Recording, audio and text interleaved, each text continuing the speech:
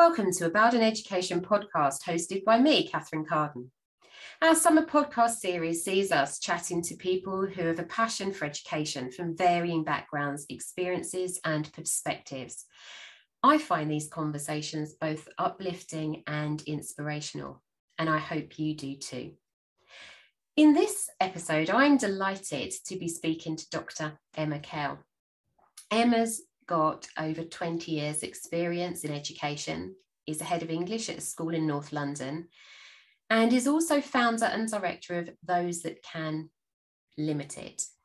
Emma has a mission to keep great teachers happily in the profession. And what a fantastic mission. And I particularly like and was struck by the happily. We all want to keep teachers in education, but how fantastic to have happily in education. Emma writes and speaks extensively on aspects of leadership and the pressures of teaching, and completed her doctorate focusing on teacher wellbeing and work-life balance. Emma makes a significant contribution in the area, but is also passionate about alternative provision. And it's that we're going to be talking about mainly today. And I can't wait. So welcome, Emma. Thank you for having me.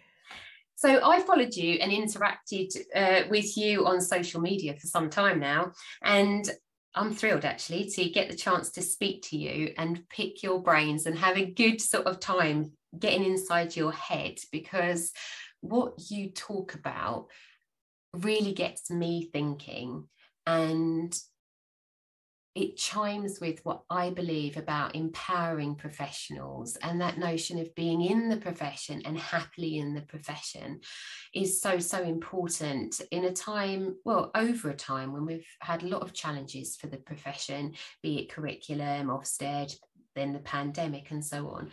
So it's great to be able to talk to you. But first, before we get into the nitty-gritty about your views and perspectives around alternative provision, could you take some time to briefly summarise your career?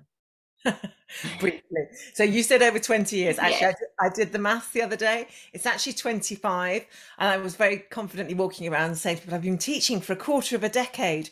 And then I realised I mean a quarter of a century. Makes it sound like eons. So the brief version, I trained in 1999 in English, in MFL, in fact, French and German. Went off young, free and single to live in the middle of nowhere and teach in a school where I was quite lonely, I was quite isolated. And after 2 terms, I thought, right, I've tried teaching, I'll go and do something else now. I then applied for lots of other jobs, actually, was totally unsuccessful in all of them. I thought, all right then, moved to London, landed at the lowest achieving school in Haverstock with the highest number of refugees in Europe, with barbed wire over the fence so that my mum cried when she saw the building I was working in, and was so happy there. Just found my teaching mojo, was there for 5 years, became head of department there, way too young, but that's another story. It wasn't a particularly effective head of department, worked hard, played hard. And I'm actually just been in touch with some of my students who are now 36 and doing various things. You know, some are massively successful, some have just got rid of their criminal records, and we are going to meet for some lunch soon. So that's fabulous. And it really was, that's where I found what it is to, have that fire in your belly, that sense of flow. Not every lesson, some lessons were a disaster, but those lessons where you found that flow, those relationships, which have, yes, lasted more than 20 years with those families. So that was wonderful. I stayed in London for several years after that, working at a variety of different schools. Did a couple of stints in senior leadership, which I loved many elements of, and other elements didn't fit so well with me. I'm not necessarily so great at stepping into the box, if that makes sense. So I enjoyed many elements of it. I loved growing and developing staff, loved that sense of being able to help make important decisions like how to clean up all the litter in the playground and, or raise those things that really matter. And around the time I second daughter was born, I started my doctorate. It was one of those crazy moments. I don't know what possessed me. She was 10 months old, but someone came into school and said, "We're looking for people to do doctorates." And this little gremlin on my shoulder kind of went, poke, poke, poke, poke. And I was like, don't be ridiculous. You've got a 2.5-year-old and a 10-month-old. And anyway, ended up doing it thanks to a very persuasive Dr. Paul Miller. And he persuaded me to do my doctorate. He's everywhere. Everyone knows him at the moment. I say to people, he was my first supervisor. They say, really? And he said to me, do something you live, breathe and eat for breakfast. So I did my doctorate in balancing teaching and parenthood. And that's what got me into the whole teacher wellbeing thing. Simultaneously, I remained in teaching. I have remained in teaching ever since on part-time basis. And then only 3 years ago did I have my first experience of alternative provision. And that's when I went freelance and I was working. I wanted a part-time, just there's no such thing as just a teacher, a main scale teacher role.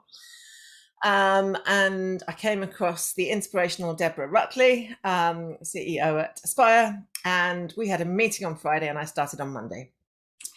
And the night before I started teaching with them, so I did some development work with them and some conference organizing and things. The night before I started teaching with them, I didn't sleep all night. I was so nervous. And I was lying there tossing and turning, thinking these students are going to hate me. I don't know what I'm doing. They've got these acute needs, which I'm not qualified to deal with. And I was just absolute pure imposter syndrome. I went in on my first day to teach, and my then boss, who has become a dear friend, I confessed to her how nervous I'd been. Of course, it was fine, absolutely fine. I remember saying to my student a few months later, I thought you were going to be really scary, if I one in particular. I thought you would, but you were so lovely. Who knew? Who knew that alternative provision makes children feel comfortable and chatty and confident and express themselves? Who knew? And she said to me, when I confessed my imposter syndrome, she said, "Oh my goodness, I am so glad you said that." She said, "I thought you were going to come in with a clipboard and assess my leadership of this school and go back to everyone and say I was completely incompetent." So quite a nice lesson in imposter syndrome. Just say it out loud and listen to how ridiculous it sounds. And we both did that. Yes, but don't we all do it? We all go in thinking, right, you de-skill yourself in your own mind, and the more you think about it, the more you de-skill yourself. Oh, it's a killer. I mean, I could do a whole podcast on him. It's the gremlin. It's the gremlin. Let the gremlin. I have one coachee who does it, and she'll fall into this pattern of, "Oh, but what if they think I'm useless?" And I'll go, "Gremlin." You know, it's literally the gremlin. Yeah. It is. So that's and I'm still teaching in alternative provision. I feel very lucky. I've worked hard, obviously. I feel very lucky. I've got a career where I get to teach the most vulnerable children in society, in our community. I work on teacher wellbeing across schools, academy trusts, governing bodies, practical strategies to look after yourselves in school, and having more control than you think you do. So being a professional, making decisions. And I'm a coach, So I'm a coach. I'm a performance coach, and I've worked with about 40 people over the last year and a bit, not just teachers. And it's probably the most rewarding qualification I have ever done. So fantastic. So what particularly drives you, now that you've been in teaching for a quarter of a century, what still drives and inspires you to remain in education when we know, and we've just spoken about it before we started recording, why so many people are leaving? What inspires you to keep going? It's always been in my blood. I mean, the pithy answer is because I'd be absolutely rubbish at anything else. And I think that's genuinely true. I mean, I think I am a teacher in my blood. That is what I am. Gosh, that's a really good question. See, the bottom line, you can talk as much as you like about retention crises, and I do, and the profession imploding and the job not being doable, the job not being possible. We will always need teachers. Our society will always need teachers. Schools are the centre, the heart of communities, and don't we know it since the pandemic? They are the one place where many of our children receive structure, safety, unconditional positive regard, encouragement, food. They are just, I mean, my husband and I argue about, he's a journalist, I do believe teaching is the most important job there is. And whilst I may still one day go back to full-time teaching, if I can use my role to support others to enter the profession and remain in the profession with integrity, with happiness, and with a sense that of course it's possible, then, I mean, with that, it's almost not a question I've ever asked myself, because the concept of a society without schools, without teachers who genuinely care is for me, it's not worthy of contemplation. We have to make sure, we as the system have to make sure that there are teachers who care. And there are many prospective teachers who really care. Many hugely talented people who enter the profession who end up leaving, as we know, really, really early. And that's where the most important work is, alongside the group of teachers, women in their 30s who often early 40s, go on maternity leave, look back at the profession and say, why would I go back to that? So it's those groups. So that I'm passionate about retention. Recruitment will always be there, I think. There will, I mean, to a greater or lesser extent, depending on your subject. Physics teachers are hen's teeth. But there will always be people coming through the system thinking, oh, I'd love to work with young children. And it's how we harness that and capitalise on that. It's our duty to get that right as a society and as individuals within that system. And the impact that those kind of teachers have on individual children's lives. I mean, you've got children, I've got children, and when they've got a great teacher who cares and inspires them, you can see it in their face when they've had that lesson. They're looking, what lessons have I got today? And they go in and you can see it in their face, what lessons they've got and whether they've had a good day, because the teacher cares.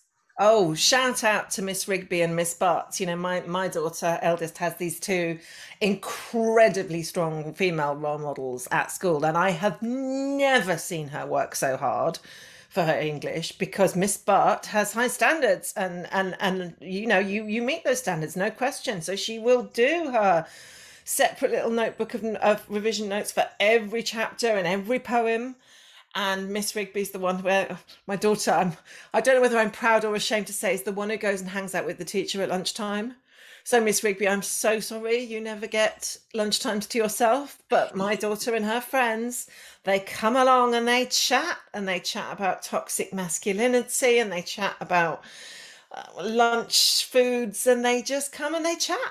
But those two female role models, I mean, wow. So important. And my eldest son is now at university. He never been a natural particular high flyer in school, did enough by his own admission, but had also an English teacher who inspired him so much. And I kept saying at that time, I don't know what she does in those lessons, but whatever she does, he just wants to get better. He wants to read more. He's looking at poetry. He wants to go in and ask how he can improve his work.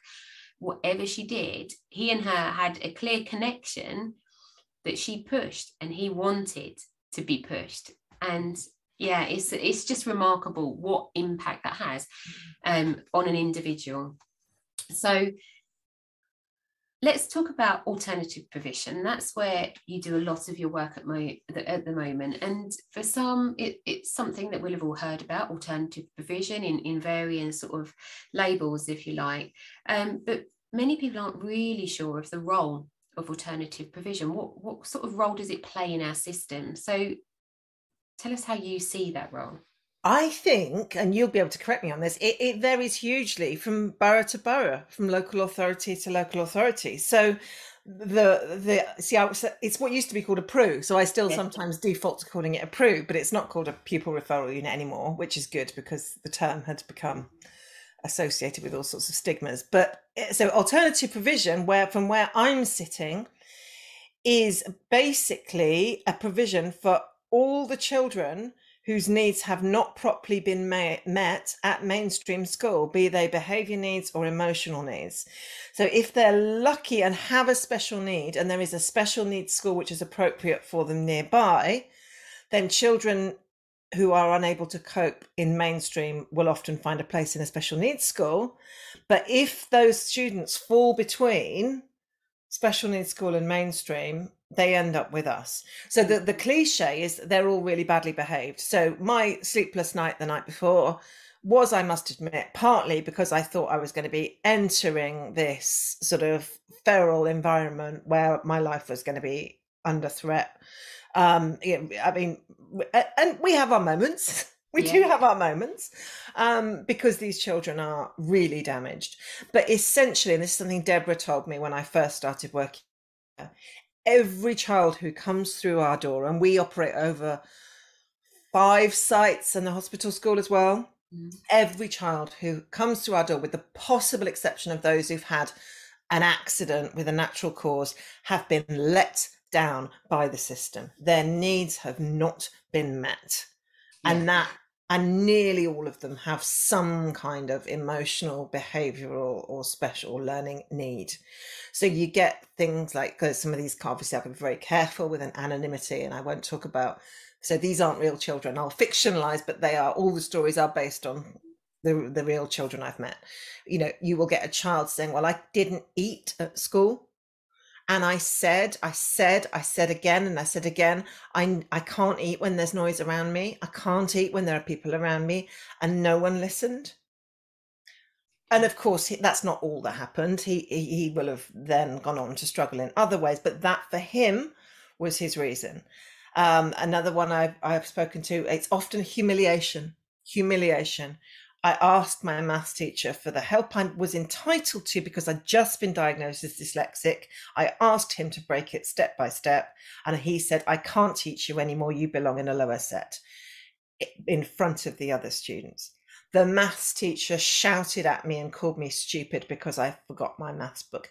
Every student you speak to in AP has a moment, usually taken out of their hands, where they can say, almost every student, this happened and that was the key moment for me. There will, of course, have been other things, but the critical incident.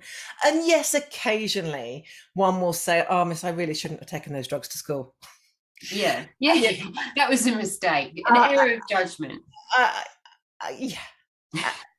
But mostly it's, I was not heard, I was not understood, my needs were not met. And quite often, Emma, by the time they end up in alternative provision, it's when the behaviour as a result of that initial issue has escalated. It's not because it's not the immediate response of that initial issue. It's not how they responded to being called stupid in maths or not being able to eat in school. It's the behaviours that then escalated because of that over time. Yes. It gets to a point where schools feel that they can't cope with them anymore. Yeah. And that they look to remove them. So it's a kind of removal of the problem rather than an investigation. And so often, and schools are hugely busy places, teachers have 30 in a class, it's difficult. Yeah. But I always think, and in my teacher training role, I've always talked, when I talk about behaviour, that we need to think there is always a reason for behaviour. The behaviour is the communication mechanism. And therefore, let's park the behaviour and start to peel back the onion and think about why, and keep asking why until you get back to that moment of, I can't eat in front of people, I can't eat in a noisy environment, or whatever has led to this behaviour. And it doesn't work. And by the time children get to alternative provision, really, the relationship between school and them has broken down to such a degree that it's not going to work. Yeah. You see, this is an interesting one. And again, this will vary from local authority to local authority. But most of the children in alternative provision are not supposed to stay there forever. No, they're meant to go back. That's the idea. Go back. And I still grapple with this huge dilemma because on my site, and I will say mine isn't specifically a behaviour site, some of our students have manifested behaviour, I hate the term, but behaviour issues. Mine is for children who cannot access school because of their mental health needs, or that awful term school refusers, who haven't been in school for over 2.5 years, many of them. And it's beautiful, Catherine. You know, I mean, you come in, the first thing is you'll be offered a hot chocolate, cream marshmallows. We sit around the table, we have breakfast together. You know, it's beautiful, it's colourful. There are pictures of the students' pets on the walls, inspirational quotes everywhere. It's quiet. Teachers are referred to on my site, not every site, but on my site by their first names. Parents drop the students off and usually get a chat from a teacher as they drop the students off, because my God, the parents, if your heart doesn't break for the children, please take a moment for the parents, because it's so hard. And it's just the most beautiful sight. And you're constantly have this dilemma of, I'm supposed to be preparing this student to go back. And actually, if I were this student, I'd be wanting to stay forever. And you do get a lot of students who stay, arguably, it's there a lot longer than they officially perhaps should. Yeah, the intention. Yeah. Yeah. I won't say longer than they should, because for some of these, this is the environment they should be in. Longer than the initial funding allowed for. Yes. There we go. That the initial plan, when the plan is not for them to get settled in and stay for the remainder of their career. Really not. No. And for that, for some of them, knowing that must be also quite difficult. You know, and for you as well, all of the work that you do, and then trying to put them back. If it succeeds, great. If your work succeeds and they learn and they flourish, but if they're going to go back they enter into a cycle of trauma, and they yo-yo back and forth, well, how that's going to play out for the child is going to affect them forever, isn't it? So, talking of kind of linked to it, I suppose, you work with these children for whom the system doesn't really fit, for whatever reason. What do you think are the greatest challenges, though, for young people in education at the moment? Oh, no, small question there. It's just a small question. What's the challenge that our young people face? And the next question, Emma, is how are you going to fix it? No, it's not. It's not.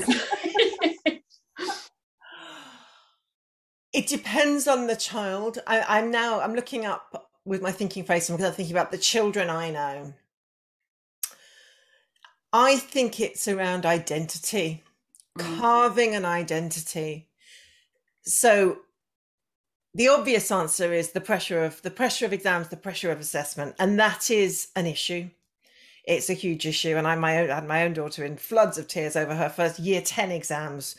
Before eventually, after night of this, I just said, look, I explained teachers and performance related pay and said the pressure wasn't actually on her, it was on the teachers. And as long as she did her best, that seemed to work temporarily. So that's huge. And pre-pandemic, we did get a lot of students who please, whatever we do as a result of this podcast, can all schools cancel those countdowns to the first day of the exam?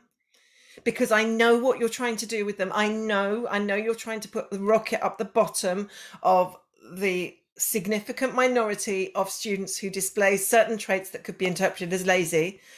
But the kids who really are watching and listening to those countdowns are the ones who are internalizing it and getting really anxious and coming home and crying. And worse, in the long term, some of them do end up in alternative provision because it's just too much. So please. So exams are huge pressure. But I think if you ask most teenagers, it's about knowing who they are, being able to carve out their identity, have the courage of their convictions, to be able to stand up for whatever they want to be. And if that changes, so be it. So I'm not, so if they want to be identified as a certain gender, or a vegan, or a goth, or a whatever it is, they need to be supported in that journey through holding their own identity close. And I've got one of my students on my shoulder now, I won't name her, but she wrote a piece of work for me. She's year 11. She's had a hell of a time. And her piece was called How I Learned to Love Myself. I think I read said piece. Yes. Yes.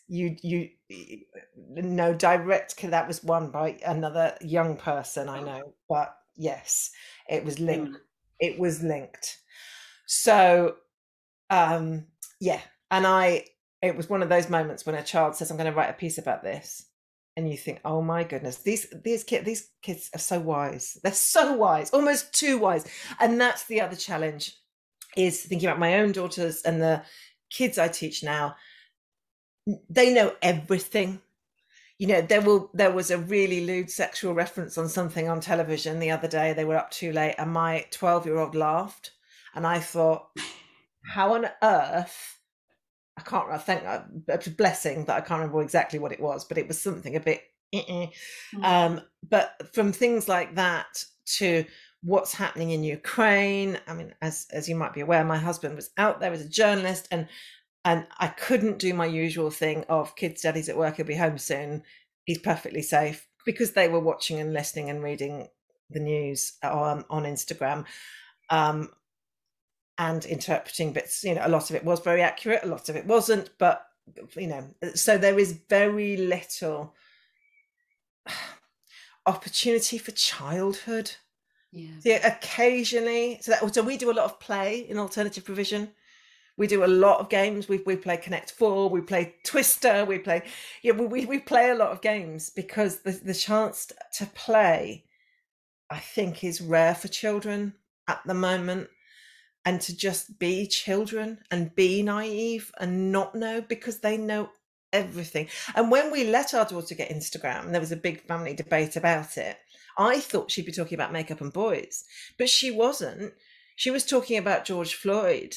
And the rights of women to walk safely in the streets, and equity, and feminism, and transphobia, and and on one level that's great.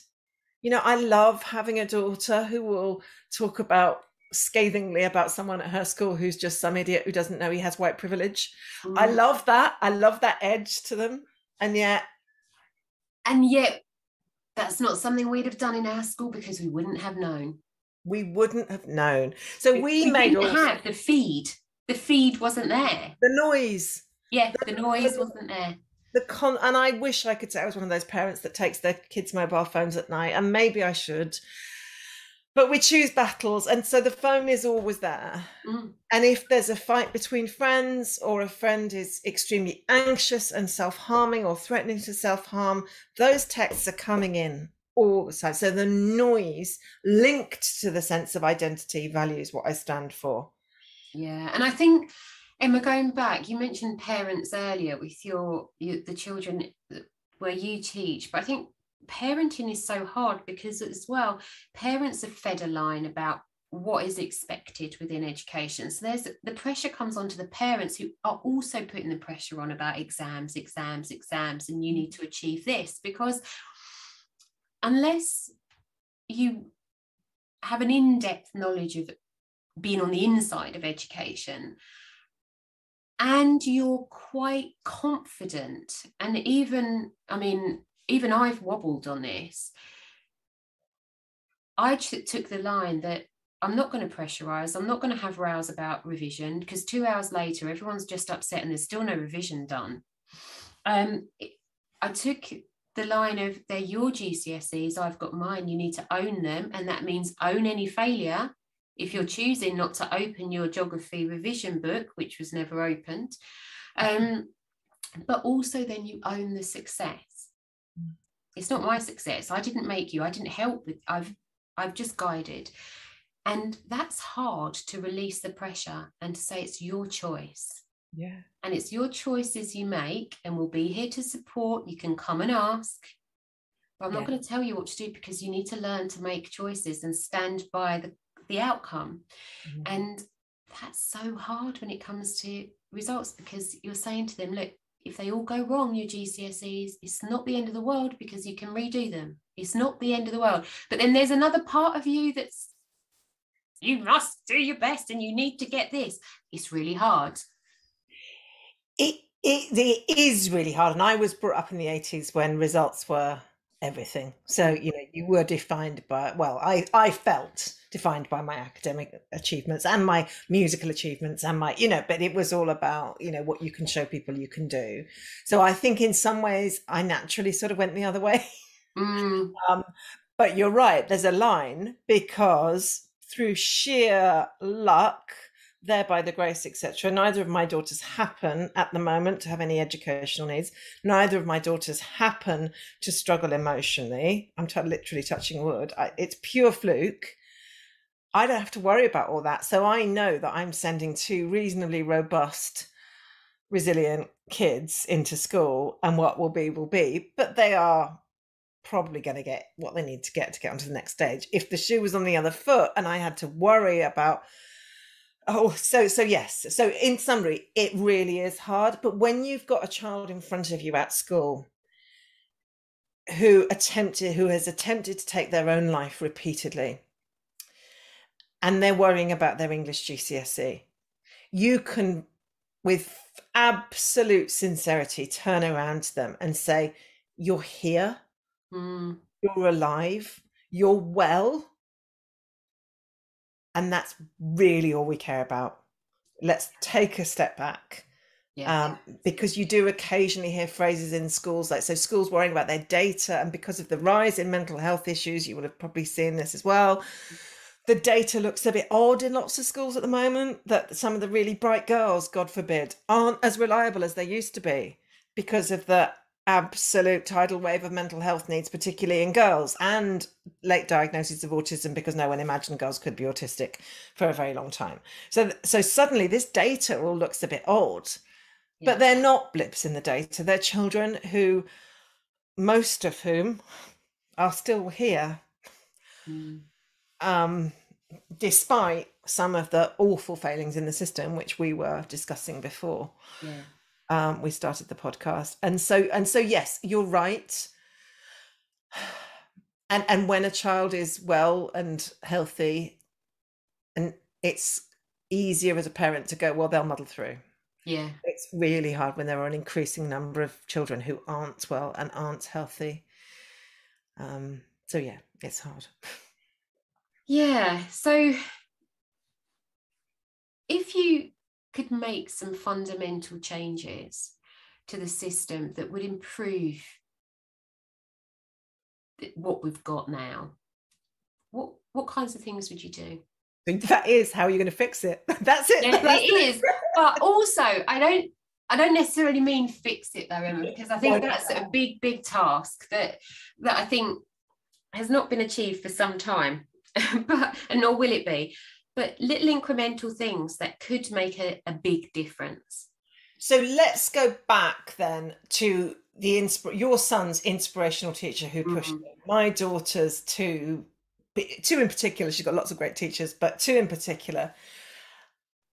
What was the moment when she decided those people were inspirational? With one, it was on a Zoom call when her teacher mixed shreddies and Rice Krispies for her breakfast and ate it on the Zoom call. And my daughter came up and said, how could she do that? Suddenly that teacher was a human being with flawed breakfast choices.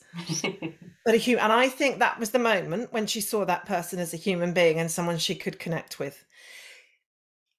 The other teacher, it was about, she expects loads of you, mum, and she gets it. But it's all about the human connection. And so I'm going to come back to my passion, is teachers cannot teach well if they are dried out, stressed out husks of human beings. Yeah. So and it's easier said than done. The Ofsted hysteria, panic. And I understand, I get it. I get it when head teachers are really stressed because they're in an RI school and their entire reputation rests upon this next Ofsted visit, and they know they've done their best for their students during the pandemic. They've been around the houses of the most vulnerable, but they also know Ofsted's not going to thank them for it, and it's not fair. And I get that. But as it's that bravery, isn't it? It's that bravery you talk about of sod Ofsted. I mean, we need an inspectorate. We need an inspectorate, and there are lots of very good inspectors out there. So maybe edit that bit out. But shelve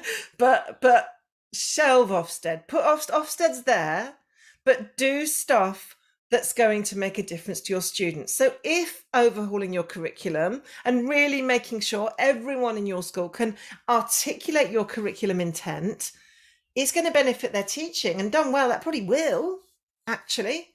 You know, if every teacher can say, this is our curriculum intent in my specific area or areas, then brilliant. Clarity over what we're trying to achieve. Ofsted want that too. Win-win. It's almost like a Venn diagram. Draw the Venn diagram. What do you care about? What do Ofsted care about? Focus on the bit in the middle. But unless we look after our teachers, then they cannot make that kind of difference to our students. They're not going to have the mental energy to say to students, come in and have a chat at lunchtime or look at what I'm eating for my breakfast, because they're going to be on survival, fight or flight mode. So if I could make one change to the system, it would be to actually keep doing what I'm privileged enough to do, which is to hopefully equip head teachers, new teachers, teachers with the tools they need to recognize that they have more choice than they realize, to recognize that they can say no to unreasonable things, to just forget everything, close the laptop and get outside for 20 minutes at lunchtime, even if that means going and playing with the kids, playing football with some children, because 20 minutes outside each day makes a massive difference. If you do it every day, just watch. And we did during the pandemic, when we were in first lockdown and we could only go out once a day. We all went out once a day because you could only go out once a day, and you made damn sure that you're going to take your ration. You're entitled. I'm going to have it. I don't need to go out. It's raining. I'm going out because I can. It's but my right. Everybody said, not everybody, but you know, people were talking and how much they felt better for doing that in a day, and how they didn't do that in the day in their normal life before the pandemic. And we talked a lot in my circles, and I'm sure you did in yours, about what the good things we've learned and what do we want to keep and what don't we. And actually, that was one of the things that people kept saying they wanted to keep. It's one of the things that's quite quickly drifted away, yet it had such an impact. And it is that go out and play. It doesn't matter, even if you don't want and you feel you need a break from the kids in school, go for a walk down the road and back in your lunch break. Take a lunch break.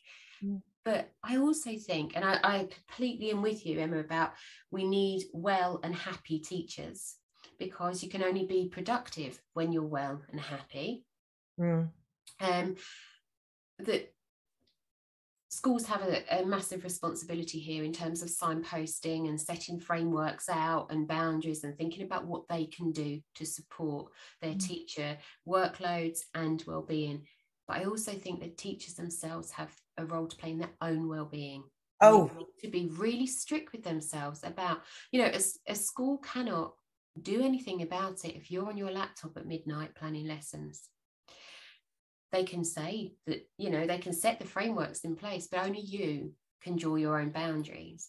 And I think a little bit at times, the well-being agenda is being gifted to the school as something to fix. But I think it's a two-way. We need to be buying into it and being sensible, but we also need to stop the badge of honour for I was in at 7, I was still here at 6. I'm so busy. Like, busy is a good thing. Have you read 4,000 Weeks by Oliver Burkeman? No. Oh, he talks about busyness as a badge of honour, busyness as almost social status. Yes. I know someone whose mum loves calling her busy. My daughter's so busy. my daughter's doing this, she's doing this, she's responsible for this, she's been asked to do this, she's been asked to do this. Her daughter's also very ill because she was so busy she didn't have time to go to the doctor. And what was an initial niggle has become actually quite a serious chronic illness. So the badge, I absolutely hear you. This is you are singing to my heart here. So busyness. I caught myself doing it actually. If I'm too busy, it's usually my own fault. I'm freelance most of the time. Yeah. If I'm too busy, I've got no one to blame but myself. I actually choose most of the work I do. And my default is to go, oh, I'm so busy, I'm knackered. Oh, well, actually, maybe I should be rationalizing a little bit on what I'm doing. So that one, presenteeism. Oh, look at me. Oh, I was up till midnight last night. Oh, I was up till this. I spoke to a head teacher the other day, and I'm going to go into their work. Well, there's a possibility of me doing some work with them. And he said, I'm huge on well-being. We're actually, we regularly take the temperature. Most of our staff say they're quite happy. I've told them again and again and again that they don't need to be working in the evenings, but they still are. So there is and then I spoke to another head who said, people keep banging on my door saying, what are you going to do about my well-being? We're adults. Those of us in school are, apart from the children, are adults. Yeah. And we've worked really hard to get to where we've got to. So actually we can be adult enough to say, actually, I've got a tummy bug, I'm not well enough to be in school. Or actually, I'm not going to sync my work email to my phone so that every time an email comes in, I have to check it straight away. Or my work here will never be complete because that's the nature of teaching. So I'm going to make peace with that. That's back to 4,000 weeks, Oliver Burkeman. You're never going to get it all done. The reason it feels impossible to finish the to-do list is because it is impossible to finish the to-do list. You're never going to get there. And that's not depressing. That's actually quite liberating, because whether your to-do list is everything you've got to do for work or your bucket list of places you're going to visit before you die, you're never going to do them all. And once you accept that, it's like, oh, of course I'm not going to get it all done. Yeah. And then there's the question of prioritizing and what's most important, and juggling glass balls and plastic balls, and which balls are made of glass, which are the most important ones. Yeah. And going back to your other Ofsted point, I agree that there is a place for something. I would really much like it to be a critical friend, looking at sometimes some differing elements of education, but this fixation with outstanding bothers me as well.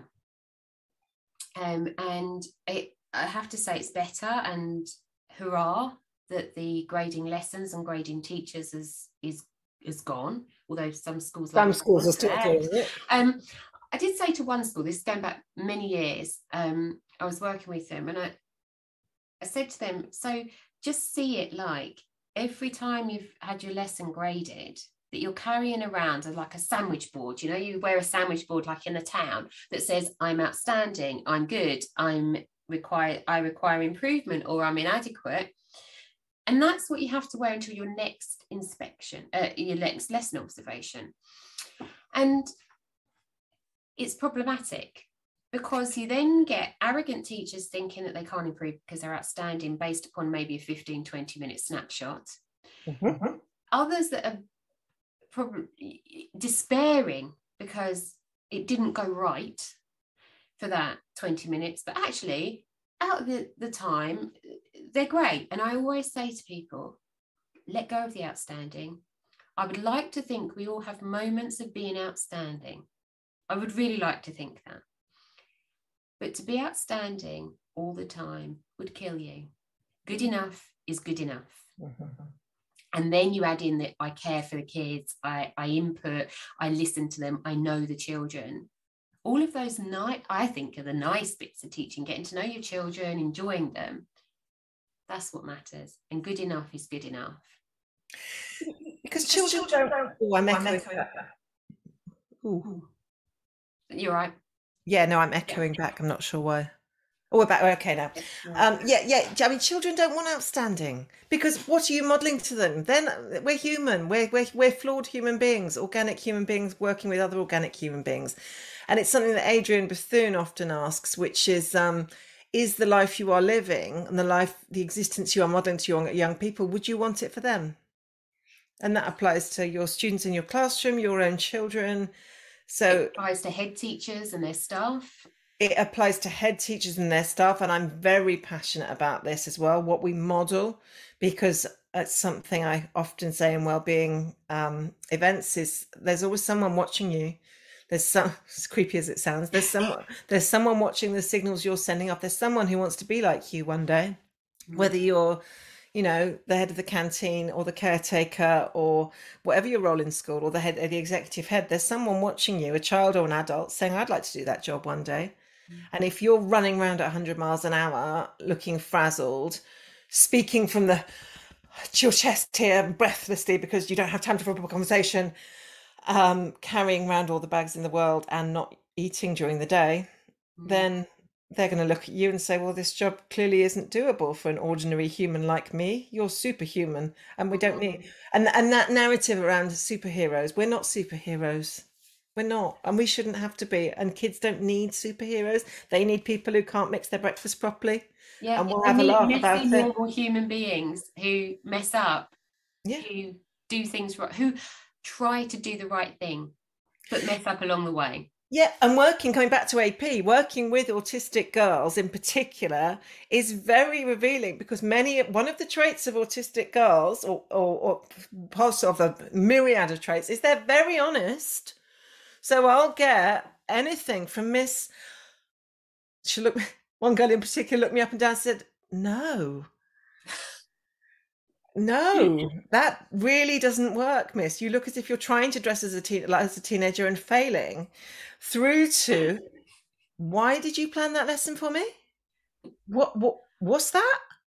So actually, I work with much smaller groups than 30, but my goodness, do I plan? I have to go into that lesson with at least 5 different options for each child. Because if they look at you and go, I'm not doing that, because obviously resilience, and if it's important, we'll do it. We'll find, so if we're going to read something high level, we'll read something high level. But if I've chosen a text where they go, whatever, we have to choose another text. Yeah. So yeah, so I can't remember where I was going with that now. But yes, but honesty, you know, that ability to say, oh yeah, to say I got it wrong. Yeah, I got it wrong. I'm sorry. Yeah, and I think that, and again, modeling it, you expect our students to apologize.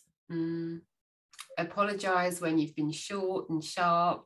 Take a breath when you're sending an email, because that's one thing I always do. You go in really quickly to reply and you bash off a one-line reply or a quick one-line email because you need a quick bit of information. If you take a breath and take the opportunity to just say, dear whoever, hope you're well, or some pleasantries around it, just softens it, and it makes us human. But all the time we're in a rush, we're busy, so we've got to do. And I think that it kind of raises the temperature. And if everyone stepped back, the temperatures in schools would go down. That's good for the children, but it also would be good for the staff to turn it just down a notch. And another lesson from alternative provision. So I'm naturally quite shouty, actually. My husband spends a lot of time telling me to be quiet. Shh, mush. Especially when I get enthusiastic. But I talk very quietly at school now. I talk really quietly. I talk quite slowly. I walk quite slowly. No sudden movements, for all the reasons that come with working with children who are very vulnerable. But I feel calm. And actually, that thing of, and linking back to what you were saying earlier, I just had a flashback to, oh my goodness, crazy times working with year 11 set 3. Anyone listening who teaches secondary will know what I mean. Set 3. So they were the ones who were amber. Some of them were amber on this spreadsheet. Pressure. Had to get grade 4s or 5s or 6s. You know, they had to meet their targets. And they were having one of those days. And obviously they'd had it from teacher after teacher after teacher after teacher. They'd come into my lesson 4. And by the time I started saying, you do realise how important this is, you know, you will have to retake. So you may as well do it now. So come on. And I thought I was being rallying, but I felt stressed. And they saw it. And the more I ranted and railed, the more you saw them almost go horizontal. Because it was like, oh God, here she goes. 4th of the day. And Oh, and if she's stressed, we don't need to be. She can do all the stressing for us. And I walked in the next day and I was still grumpy. And I said to them, "What was wrong with you yesterday?" Because they'd been really, just not getting stuff done like I wanted them to. Come on, get stuff done, and they weren't getting it done. And one of them said to me, "What was wrong with you, miss?" And I had to go, "Oh, what do you?"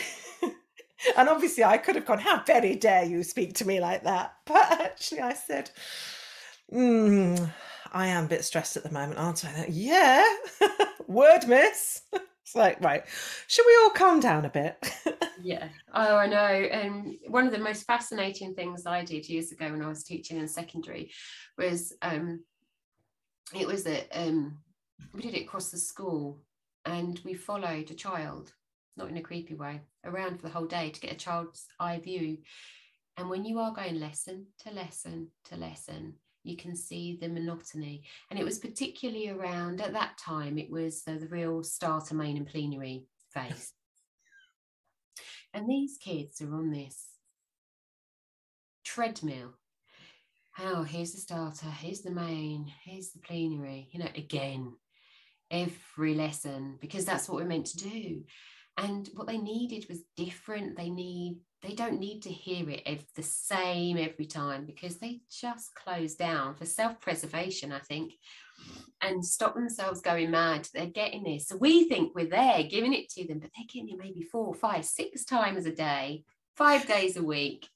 It's that misinterpretation of the word consistency. And I think it was Helena Marsh, head teacher, said consistency of outcome rather than consistency of procedure. So I will be consistently courteous to you. I will be consistently calm with you. I will consistently treat you with respect. I will consistently believe in your potential. But yeah, it's like having the same 3-course meal over and over again. We don't all have to do it the same way. And we misinterpret that there are elements of routine that children, particularly those with special needs, need.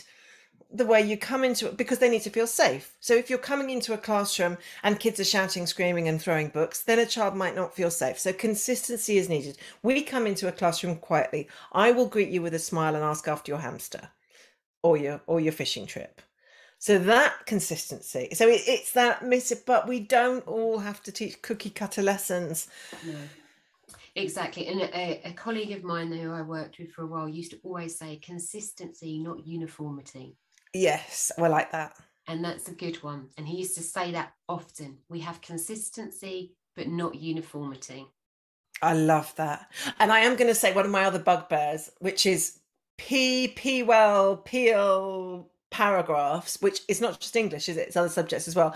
I had a moment of career pride the other day because I said to one of my year 11 students who's been out of mainstream for a long time now and is projected to do really well in English to the point where I've asked her to consider doing A-level.